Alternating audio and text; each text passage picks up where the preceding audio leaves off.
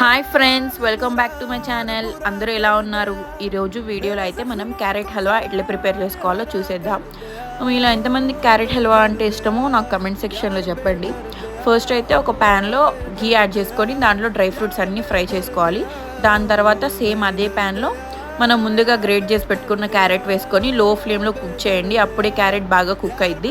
దాని తర్వాత నేనైతే షుగర్ పౌడర్, దాంతోపాటే ఇలాచీ పౌడర్ కూడా యాడ్ చేశాను.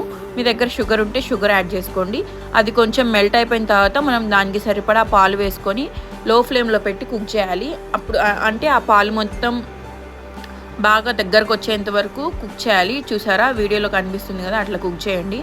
అట్లా మీకు ఏ కన్సిస్టెన్సీ కావాలో ఆ కన్సిస్టెన్సీ వచ్చిన తర్వాత ఇంకా ఫైనల్గా డ్రై ఫ్రూట్స్ అన్నీ యాడ్ చేసుకొని ఒకసారి మిక్స్ చేయండి. చూసారా, క్యారెట్ హల్వా ఎంత బాగుందో, చూస్తుంటేనే సూపర్ ఉంది.